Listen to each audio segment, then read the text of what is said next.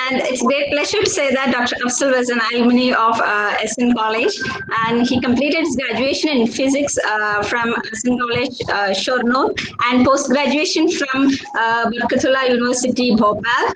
And he took PhD in material science and engineering from National Tsinghua University, Taiwan, and PDF was also from there. And he had several publications in many reputed journals, and he got many awards and fellowships. And his areas of interest include advanced novel materials for emerging renewable energy technology, fabrication of semiconductor nanomaterials and devices, light sensitive and productive materials, integrated technology and reliability.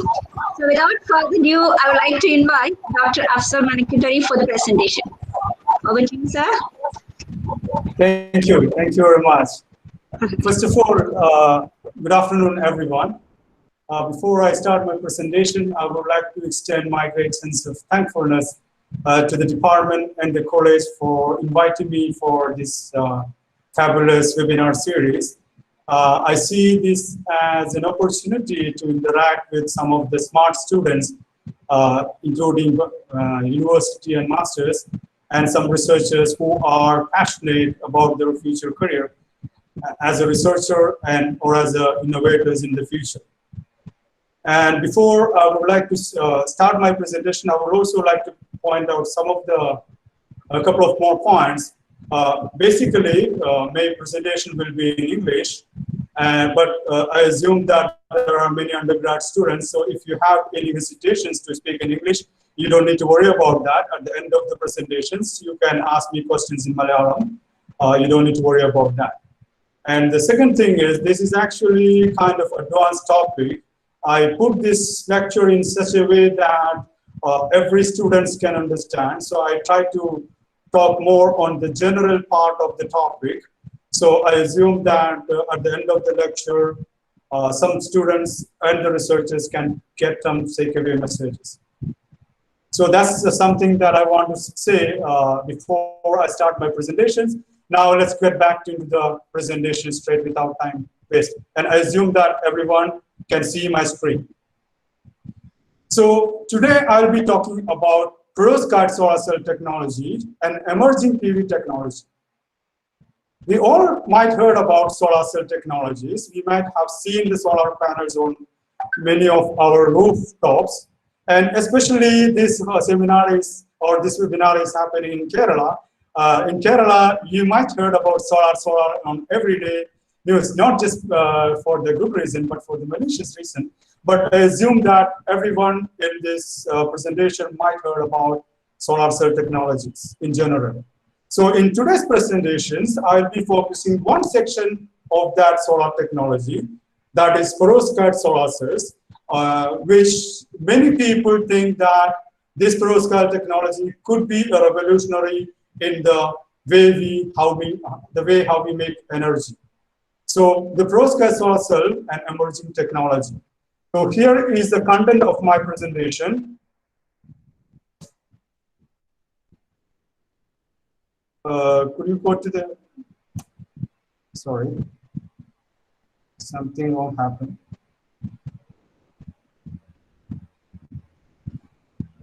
You guys can see, Renjini, can you see my screen? Yes, sir. Okay, so let's continue. So this is actually the outline of today's presentations.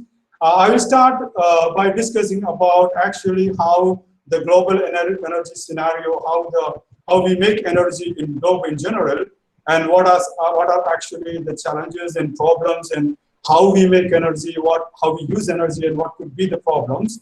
And then I will also briefly go through the solar cell technologies and solar cell basics. Later, I will go through the perovskite solar cells, the basics of the perovskite solar cells, device structure, fabrications, and applications, etc. At the end, if the time permits, I will also look into some of the research topics that I personally conducting in this area. So, have you ever thought how much energy is produced in the globe right now? What might be the total amount of energy producing in the globe right now? So in order to understand that, we will understand the term that is called world energy consumption. The term world energy consumption means the total energy produced and used by the human being. That includes, now we have approximately 7.9 billion people in the world, and this world energy, total world energy consumption of the world means it is the whole energy that is produced by the whole human being. 790 കോടി ജനങ്ങളും ഉണ്ടാക്കുന്ന എനർജിയും total energy we will say like world energy consumption. It is actually an important term in many spheres because it has multiple implications in multiple areas such as socio-economic and political regions. Now, students might ask where we can get this information about the world, where is how much energy is produced by the world. We can see some of some leading research organizations and institutes actually calculate what will be the total energy produced. Some of them are International Energy Agency, IEA, or Energy Information Administration, US, EIA, and other European agencies. There are other agencies also trying to evaluate what might be the total amount of energy that is produced by the world.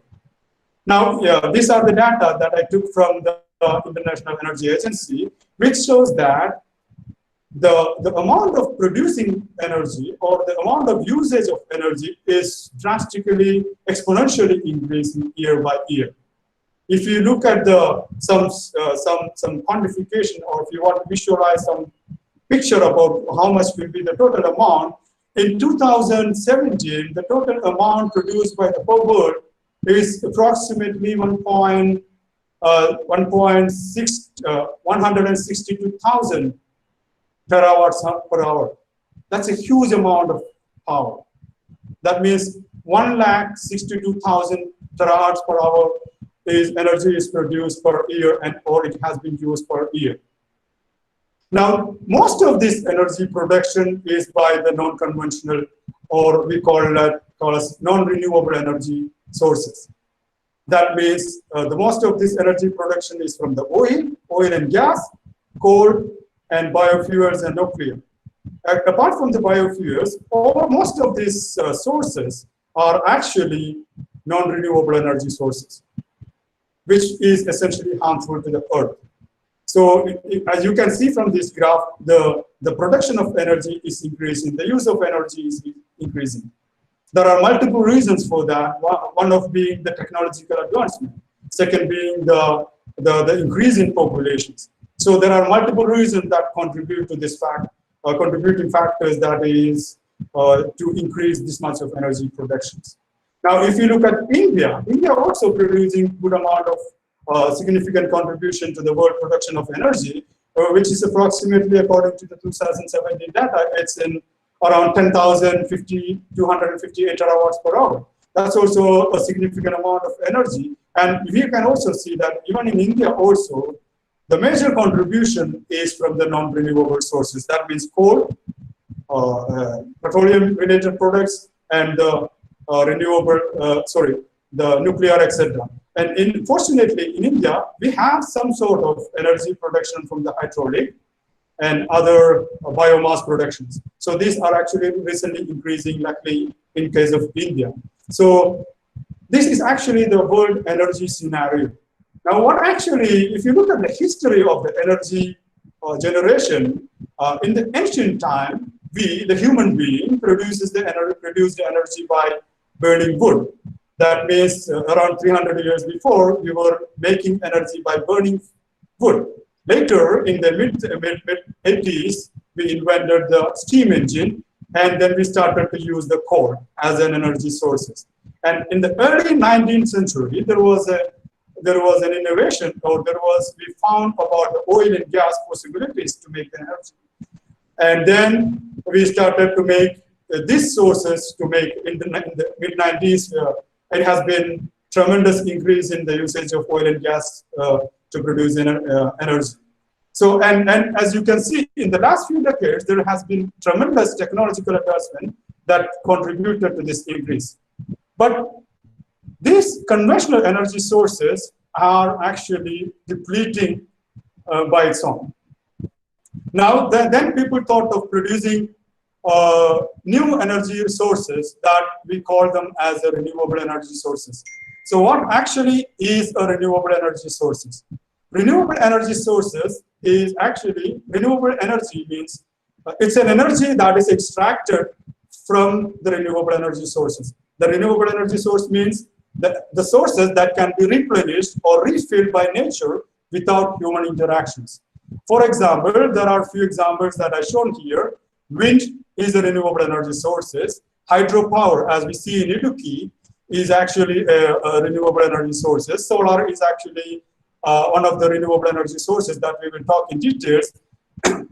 And there is geothermal and biomass productions. So these are the renewable energy sources that we can generate from a safe point of view. And as we see, the others are non-renewable energy sources, which, as we discussed, oil, gas, and nuclear and natural gases, etc. So we also call these renewable energy sources as the clean energy. Why? Because it does not pollute our environment.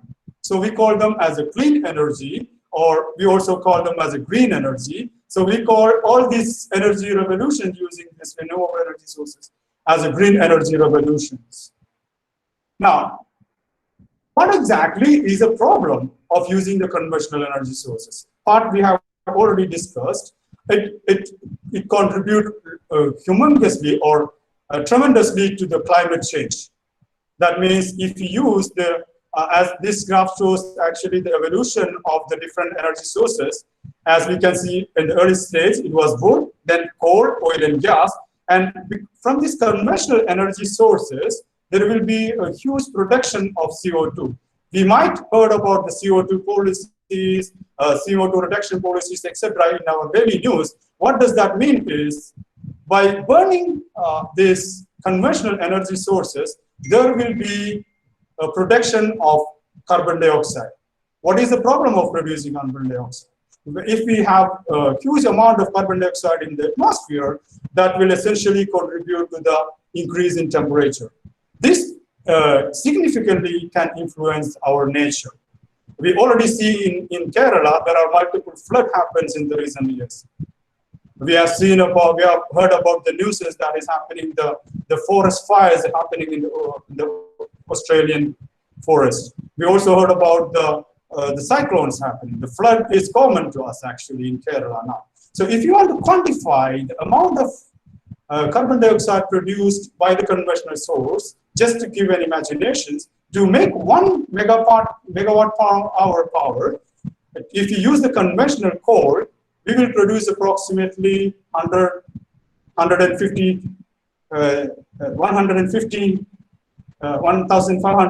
lbs carbon dioxide, which essentially contributed approximately 2-degree increase in the atmospheric pressure. Instead, if you use a renewable energy source to produce the same amount of energy, it will not produce the carbon dioxide. In that way, we can save our nature. So this effort of making the energy from the renewable energy source actually a prophetic effort to preserve our nature for the generations to come. So we all have to contribute to this effort in our own way. Now, if you look at the progress in this area of emerging energy technologies, it is actually quite convincing that in the future is bright. Because if you look at the data, the amount of energy produced by the renewable energy source or the new energy technology is actually increasing. In other way, we can say we are transforming the energy from the fossil fuel era to a new energy technology. And solar cell technology is actually one of the promising technology in this emerging energy crisis. So we'll talk about the solar cell technology. Now we ask, why solar? Why we need to use solar energy to convert energy? We all know that the sun gives us energy. The primary source of Earth is from the sun. Sun gives a continuous energy every day without any charge, without any harm. Now, if you make to make a comprehensive picture, or if to make a quantified picture to the students, 1 hour the sun produces approximately 1,740, sorry, 174 74 picowatt hour power. So that means this is a huge power that is coming to the sun. So if you again want to make a conceptual picture, with 1 hour of energy that is reaching on the sun, if you use all of that energy, we can power the entire world with that energy. So you can imagine the amount of opportunities that we have in this area. So no wonder people are looking to explore the potential of the solar power conversion efficiencies.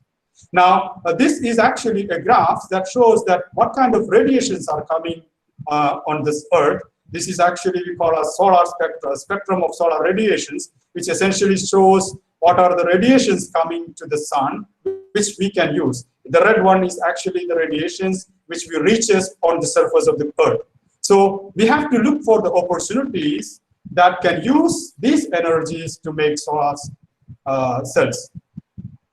Now, I will also try to give a brief outline of what solar cell technology is. Solar cell technology has 3 different sections. One is essentially the solar converting device. We call them as solar panels. We might have seen on the roof of our houses. So the solar panel essentially absorb the light from the sun and they convert the light, and then it will give to the grid. That means this energy is transferred to the solar inverter. We are using inverter because the current that is produced by the solar panels are DC, so we have to make it AC because most of the current devices work on the AC, so we will use the solar inverter. Then the next one, the next important part is the storage devices. We don't have the sun at the night, so we have to store the energy from the sun the day and store it to use for the night. So we also use that to store in the batteries to use it later when it is needed. So these are 3 important sections. One is the solar panels, inverters, and the storage devices. We might heard about off-grid technology, on-grid technology, or hybrid technology. Off-grid technology means it does not the storage the energy that is produced. It will create the energy and directly transfer to the grid. But on-grid, so that is on-grid technology. Off-grid technology is that the technology that stores the energy and when we use it. So if you don't have actually power loss, we can use this actually the on-grid technologies in general. So if we combine these 2, we call them as a hybrid technology. So there are 3 technologies in general: off-grid, on-grid, and hybrid technologies. In today's lecture, we focus on one part of these devices. One is the solar panels. We might have, as I said, we might have seen about the solar panels on the roof of our house. It is actually, if you look at closely, these solar panels are composed of solar modules, which is essentially composed of solar cells. So these are the fundamental unit of the solar energy converting technology, that is solar cells. So one single solar cell produces a small amount of voltage, and if we add many solar cells together, it can add up all those voltage to make the voltage or the power that is required for functioning our devices. So we'll look into the solar cells in details. Now, actually, so now we look at some of the fundamental science that makes this solar cell technology possible. Basically, solar cell, we also call them as the photovoltaic cell, is an electrical device that converts the energy from the sunlight to electricity. We already discussed that. It essentially works based on the concept of photoelectric effect. All the university students or the +2 students might heard about the photoelectric effect. Photoelectric effect is nothing when the light hits on the materials. These materials have the electrons revolving around the nucleus. These electrons will absorb the energy and then emit from its positions. So when we emit from the positions, there will be free electrons available for the devices. So we extract these free electrons, or in other words, free carriers. We make electricity from these free electrons and free carriers. We also look a bit more details to the science of forming these free carriers. We have to look into the band structure. Band structure is nothing but a graph And that graph shows the energy state of these electrons. So it has a conduction band, and it also has a valence band. And the conduction band is at higher energy state, and the valence band is at lower energy states. And since it is a lower energy state, these valence bands are always occupied by the electrons. And the gap between the conduction band and the valence band is called as the energy gap. Or we also call them as forbidden gap, because these gap we cannot occupy any electrons. Now imagine when the light is hitting on such material system. Now, when the light hits, these electrons in the valence band absorb those energy and then go to higher energy state. So when the electrons go to the higher energy state, there will be corresponding vacancies are created. There will be vacancies are created in these vicinities, and these vacancies are called holes. So these electrons and holes are called as charge carriers. These charge carriers contribute, if you use them, if you extract them, if you tap them, these charge carriers, we can make electricity. So that's actually some of the fundamental science that we should know about the solar cells. Now, so when the light hits, free electrons and holes are produced, and these electrons and holes can be used for making electricity. Now, we'll also look into some of the device part of how does the solar cell work. We'll look into the very conventional, very ideal, very traditional solar cell technologies. So that is on the silicon solar cells. If you know that some crystallography, silicon has atoms that is arranged in the periodic lattices. And this one silicon atom has 4 electrodes that is shared between the neighboring atoms. So when the light hits, one electron from this atom will excite, will get this energy, and it will excite and become free electrons, and there will be free electrons are formed. But what the problem is, we cannot use this bare silicon assets, because when these electrons are formed, these electrons go back to this original place. In other words, it will recombine to form that cannot be extracted. So in order to tackle this problem, people invented N-type and P-type semiconductors. So in case of silicon, what we mean by doping is that we replace one of the silicon with either with one pentavalent atoms or trivalent atom. So if pentavalent atom means there is 5 electrons inside the system to use. So if all these 4s are filled, there will be 1 extra electrons. And these extra electrons can be available in the system. So we call this pentavalent dopant system as the N-type system. And similarly, we can replace one of the atoms with trivalent electrons. So trivalence means there is 3 electrons that can be used. If we place them, there will be 1 vacancy. So there is this kind of trivalent doping is called as P-type. So this combination of N and P-type does the trick of making energy. That means there will be generation of electric potential between these junctions. Because of this electric potential, these charges can only flow through the outside. That means if the charge is flowing through the system, there will be current is generated. Current means the flow of charges. And if we connect an external load, such as bulb or any other materials, we can generate the electricity. So that's how actually we generate electricity in the device perspective. And I would also, for the researchers in the audience, I would also like to look in the band structure picture. This is actually a band structure picture of an NP-type NP diode. So when we excite an electron from the valence bands to the conduction band, these electrons can flow from the higher energy states to the lower energy states. So these electrons will flow from the higher energy to the lower energy state, and the holes can flow from the lower energy state to the higher energy states. The undergrads can understand like this. The flow of electrons is like a stone falling from the mountains, and the flow of holes is like a balloons going from the top. So this is actually makes this solar cell functioning.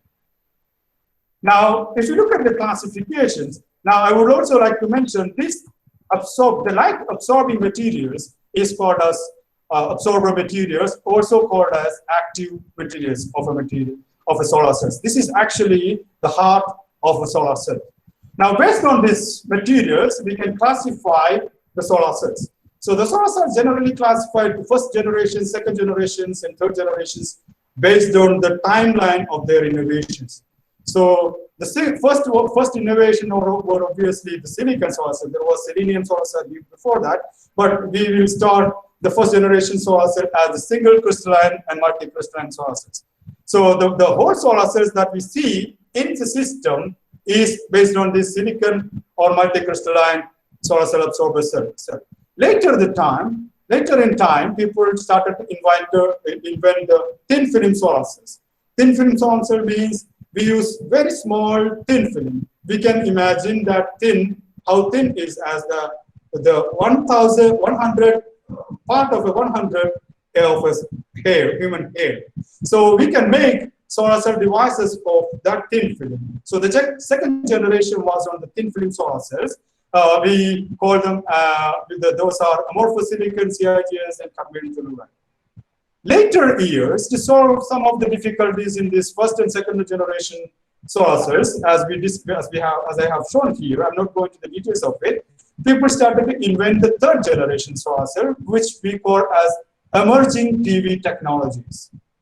This includes the dye-sensitized solar cells, organic PV solar cells, and quantum dots, and our today's topic, perovskite solar cells. There are pros and cons. I think I'm not going to the details of it. One thing I want to mention here is that even with all these innovations by the time, even now, the prevailing technology of the market or the technology that is using even is the silicon and multi-crystalline technologies.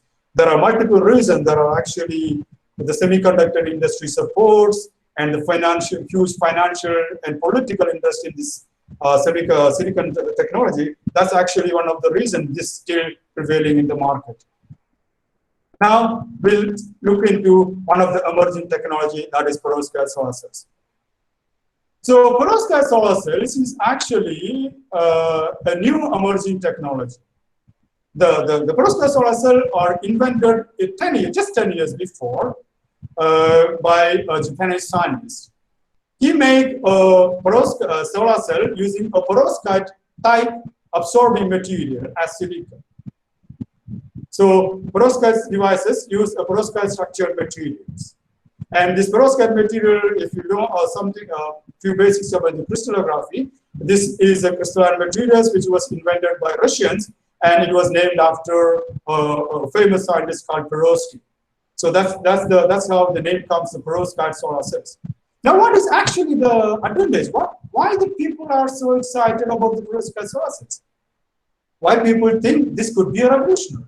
There are a few points that we have to think. One is this technology uses low-cost production technologies, and the raw materials used for this technology is also cheap, and it is also a low-temperature process. Whereas in silicon technologies, we have to heat it to 100 degrees Celsius to make silicon. But this technology can be made at room temperature, even at room temperature, generally at 100 degrees Celsius, but low temperature in general. And it also shows the potential for flexible technologies as well.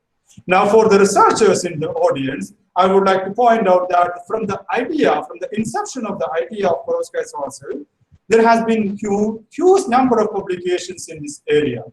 So the number of publications was increasing year by year.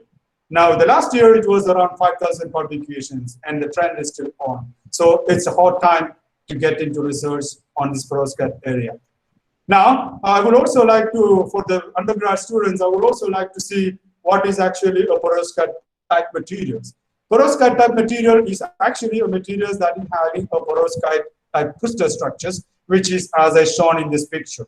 It has A and B cations. The A cation is normally as an organic compound, such as methylammonium or ferroammonium or cesium. And the B cations is actually some metals. Usually we use lead, tin, and germanium. And X, that is this position, occupies the halides. So since this A cations occupies by the organic materials, we also call them as organic inorganic materials as well. So we call them this material as the organic inorganic hybrid materials. So this is actually the crystal structure of the perovskite materials. Now there are one important point that I would like to mention why people are so excited than the conventional devices. One of the important thing is the power conversion efficiency. Silicon is actually, we can say it's a 50, 60 years old technology. Within this 50, 60 years old, there is only the power conversion efficiency, which is actually is a term that defines how much power from the sun is converting to the electricity. So this power conversion efficiency is only 25% in the silicon.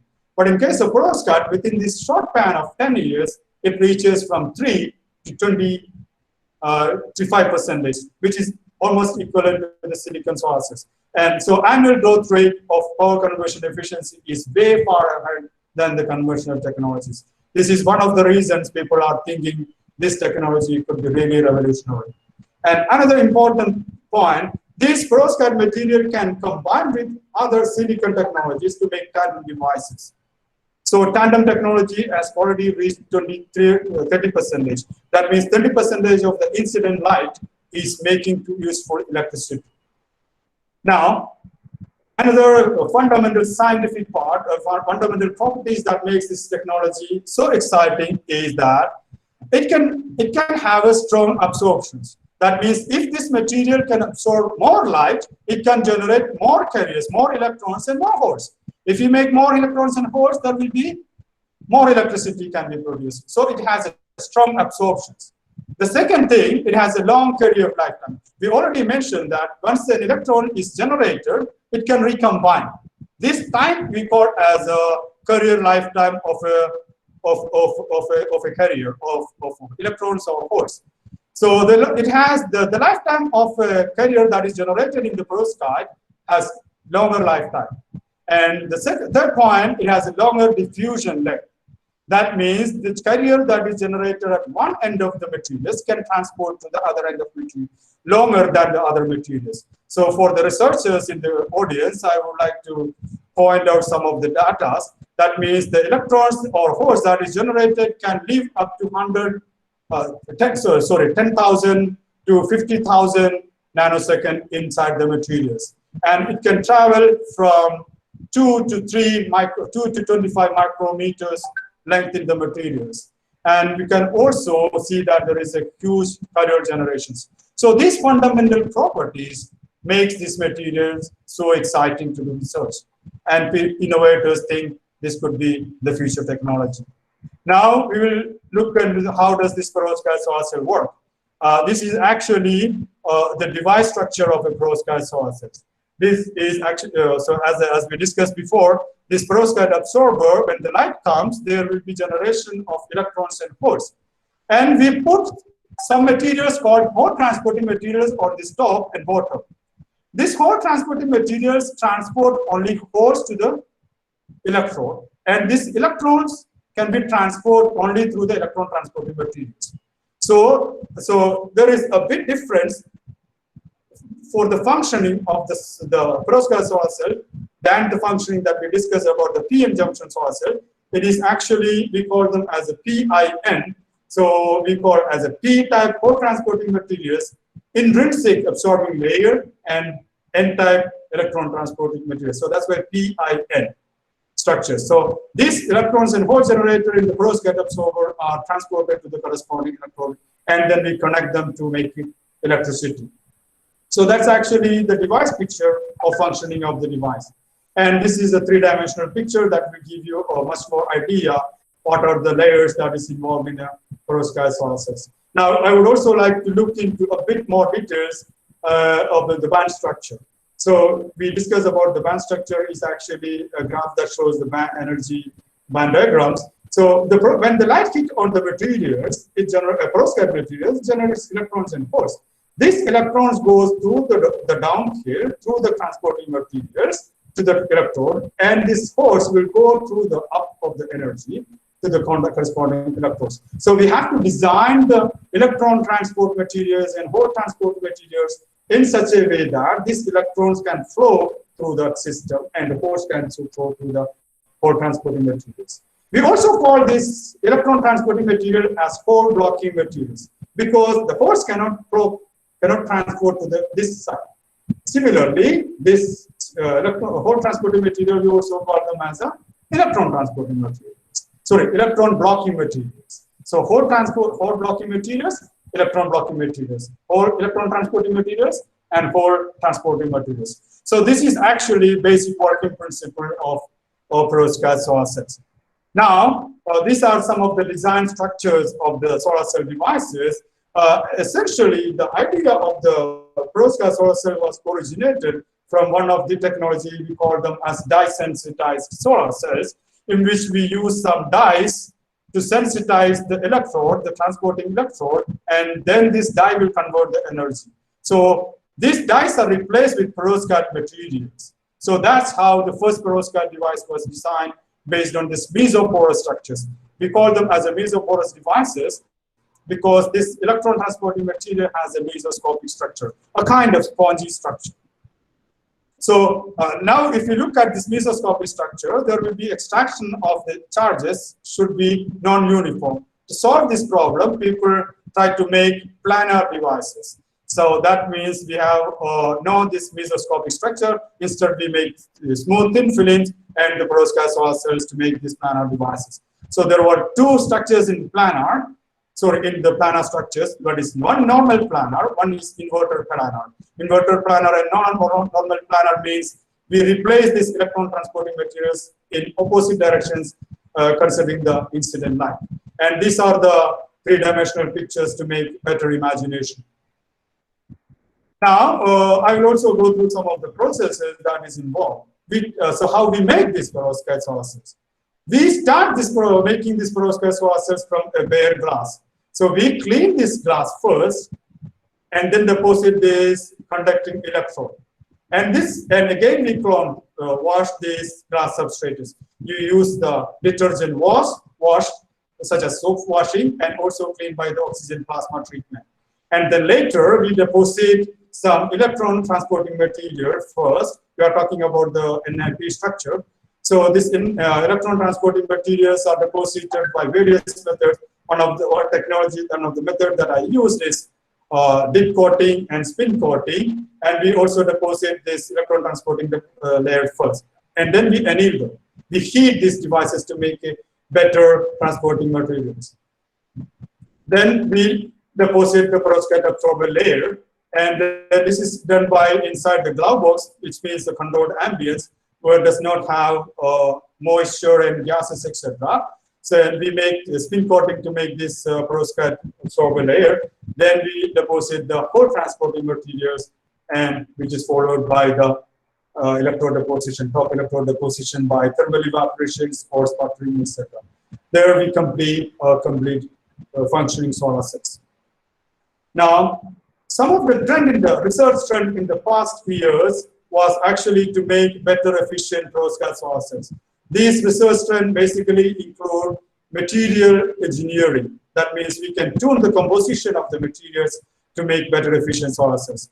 Second research topic that focused in the last decade was about what are the different technologies that can be used to make a better solar cells. And also people work on the defect in those materials to mitigate or to remove the defect in the material to make a better solar cells. So what people are looking forward in future, we have to make them really practical. So we have to make large-scale devices. So the upscaling of this technology is one of the future or the current research trend. And I didn't discuss about the stability of the devices. This perovskite solar cell does not perform as long as the silicon solar cells. So we have to improve the stability of the solar cells. And also people are looking again to improve the efficiency to reach 30%, the theoretical maximum, that is 31%. These are done by the interfacial engineering. If you look at the device, there are multiple interfaces between the glass and the transport materials, interface between the transport materials and the perovskite. So at every junction, there will be loss. So we have to mitigate, we have to solve those problems. Those are one of the research areas in this area. And as I said, Tandem, there is also another research which is called Tandem. These perovskite materials can put on the silicon and make tandem devices to make better solar cell technologies, which is tandem technologies. Now, when we look these technologies to be happen, we think this perovskite solar cell, in one day we can imagine over the windows, we can make perovskite solar cell devices. So the windows is not just a window, but just a powering, generating windows, so that we can connect our mobile phones or computers to the windows and power our computers and the mobiles, etc. So that could be one of the building integrated technologies. Actually, one of the, we call them building integrated technology. So this is one of the promising future technology. We can also make it flexible.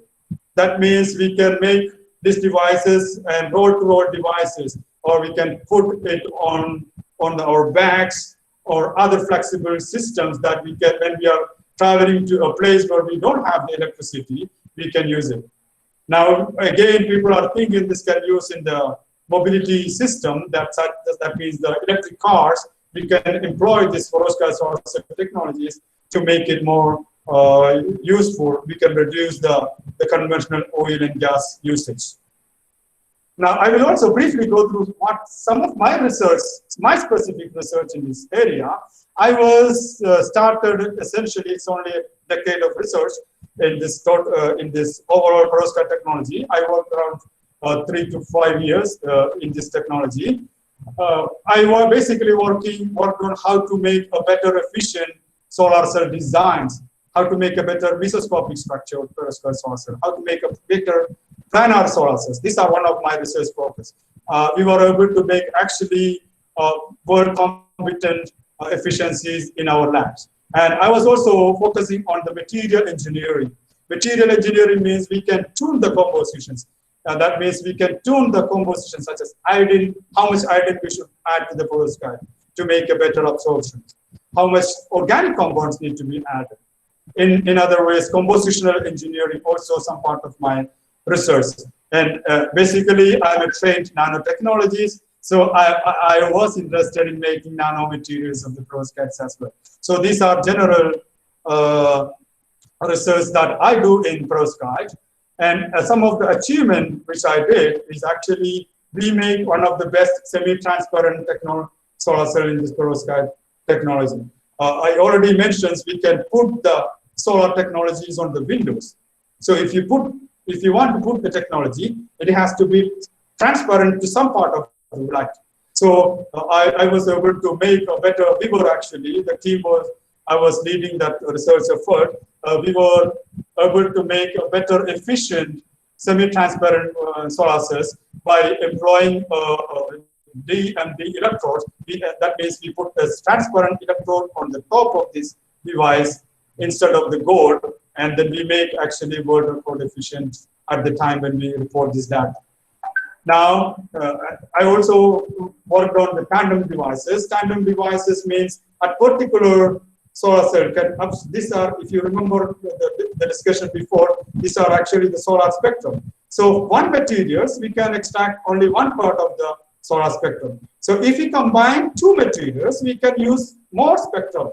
We can use more energy, produce more energies from the more spectrums. So by combining multiple materials, we can make more energy. That is actually tandem devices.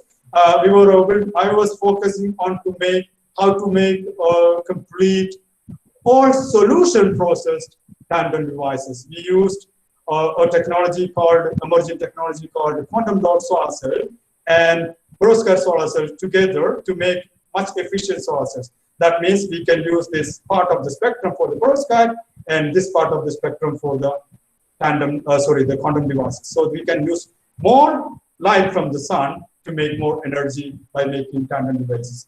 Actually, we will also make the best record performing devices in that spectrum as well.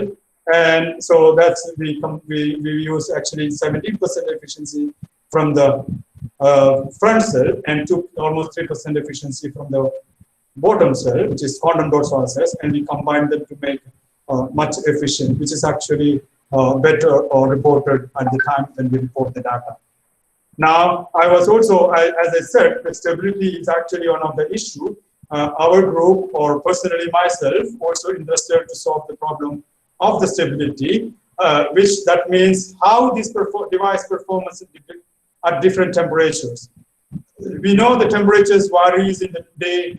Morning we have a cold, noontime it's more hotter, and this temperature variance is much severe in some other regions like Middle East. It's much severely hot in the day, in the noontime. So we have to study how this device performs at different temperature, how it's stable at different temperature, and I was also interested how the perovskite is decaying, how this decay happens by different technologies, by using the crystallographic technologies. If you are a researcher, you may see this is this data, these are SEM data that shows from a clean film is destroyed by the time, and when it also destroyed when we expose some electron beam. This is actually, we may heard about the electron microscopy. We put our sample in transmission electron microscope and study how these materials are decayed.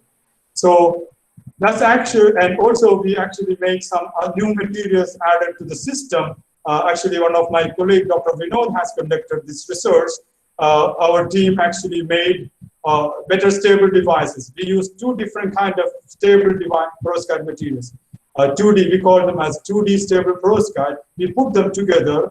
We put a small thin film of the stable 2D material to make better efficient perovskite solar cells. So we actually was able to make this device functioning more than a year.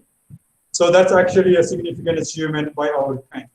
So, and we are also doing to the other researchers as well, but because of the time constraints, I would like to stop my presentation here. So in this presentation, broadly, I believe I tried to give what will be the energy spectrum, what will be the broader picture of the energy usage in the world, and why we need a renewable energy sources, and how we use this renewable sources.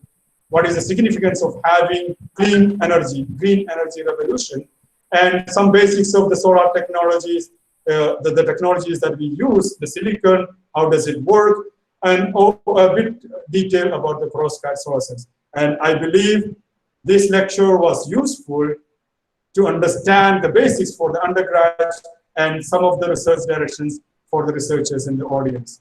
And if there is a common paper, I believe they also get an idea what exactly mean by this topic, solar cells.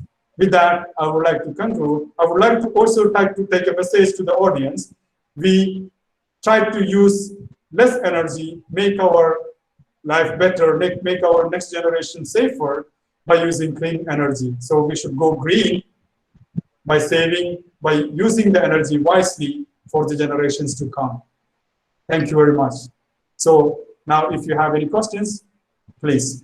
Thank you very much. Thank you, sir. Thank you very much for the nice presentation.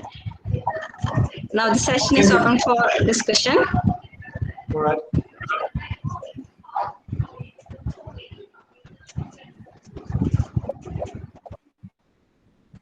Any kind of research, even you can ask some of the questions that I may not have presented here. If I know, I will be happy to answer those questions as well. So don't hesitate to ask any questions.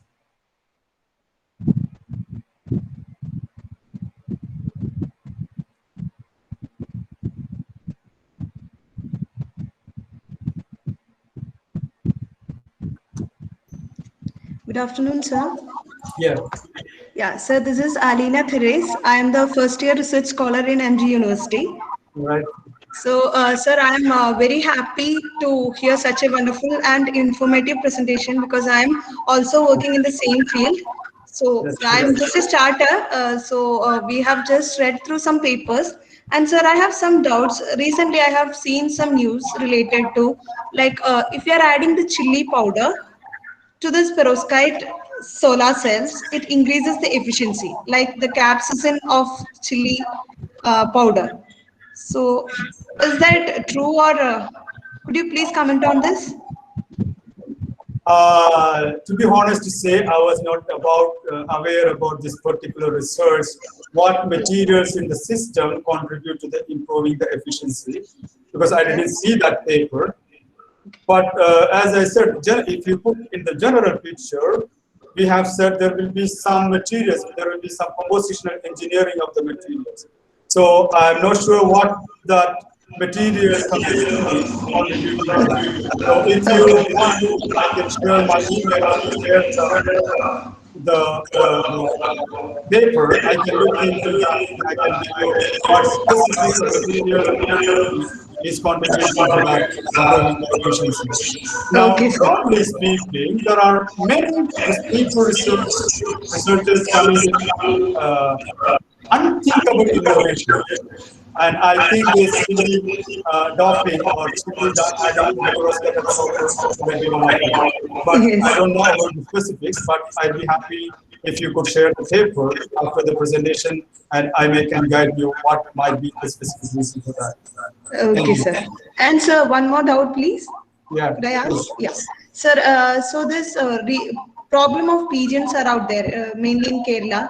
So while this is open to the air, these pigeons might decays will be there on the solar cells, right? So there is a chance that these solar cells get decayed fast. But in the paper, I have found that when the solar cells are planted at 45 degree, so that the pigeons cannot sit out there, right? Okay, so you're talking about why it is decays according to the region, and if it's particular angle, there will be kind of no decay, right? That's your question, if I understand clearly. Yeah, I have read that it is around 25% usually. Is it, sir? That's actually 20, the record efficient, 20, that's the best performing 20 to perovskite 25 process. degree. There is actually to understand that we have to understand how this perovskite decay. What are the reasons for that? Okay. One, if we put more light into the system, to the perovskite materials, there is a chance for decay much faster. So 30 degree might be an optimum temperature. Again, I didn't see that specific paper that you are talking about, but I assume that this 30 degree will be an optimum angle that there will be optimum light is reaching to the device to make best performing devices. But again, considering the region, one of the impact of the decay of the perovskite performance is the moisture and the temperature. So if we place our perovskite solar cell in much more humid region or high temperature region, it will decay. Like our Kerala is actually a humid region. So that's actually one of the problems we have to solve out. Now, the way people are solving this problem is we actually pack or encapsulate these devices very well so that the humidity or the water moisture will not reach to the core of the device. So that in that way we are extending the lifetime of the perovskite solar cells. So in that sense, I want to mention to the research scholars, we have to understand there should be some basic reasons for instability. Don't be worried about specificity of the research, but you have to understand what could be the reason that is causing that decay. So in the region case, it could be the humidity and the temperature, and in the chilly case, it could be that particular composition. So if you understand that compositions, basics of that, then as a researcher, we can sort out problem more efficiently. I think that answered my question. Yes, sir. Thank you so much, sir. Yeah, you're welcome.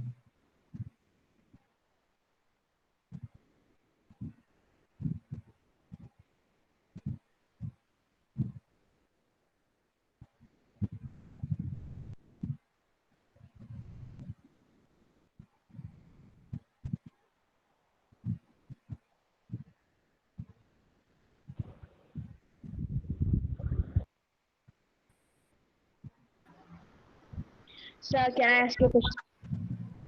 Sure, please. It's not really audible, so if you could speak louder, I'll be happy. Okay. Sir, am I audible now? Yes. So how can we connect the dielectric property of the materials to its photovoltaic applications? You mean the dielectric property of the materials? Yes, How can we measure it? There are some optical methods to measure the dielectric properties of the materials. So that's the general answer for how can we measure the dielectric properties. So we can understand how the light is passing through the system, and then from that optical measurements we can calculate the dielectric properties. Is there any specific that is related to the perovskite? Yes, sir, I was implying, how that information could help us in photovoltaic application. Okay, if the material is more dielectric, that means the transportation of the charge will be lesser. So that's actually, so if there is no dielectric materials, I think that will be essentially help to have a better devices. Okay, thank you. So that's actually the straight answer in general. Yeah.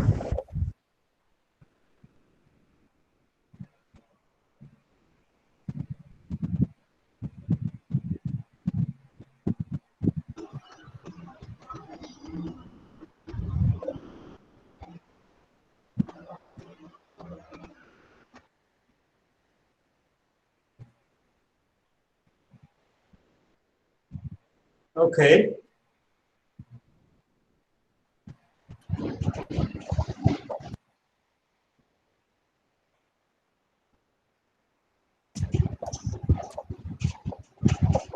Any queries, please?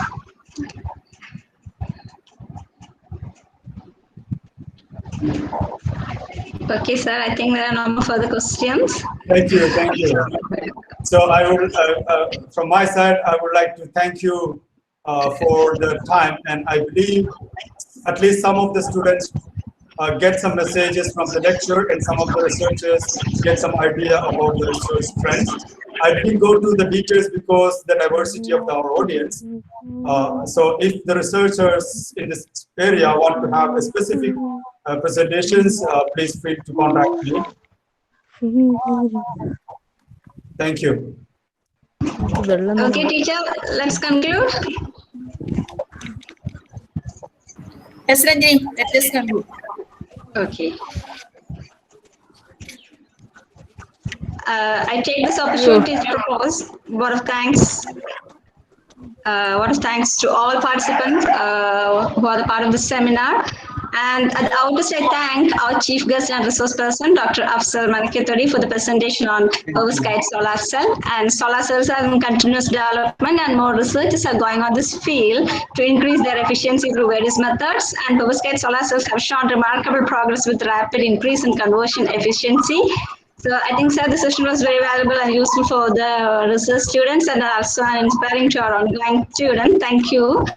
And I would like to thank our principal and organizing committee for their enthusiastic support, and our heartfelt thanks to the students and all participants for their active participation. Thank you. Thank you all.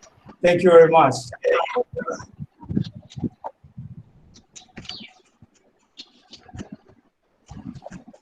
Okay, sir. Thank you. Thank you, Renjini. Okay.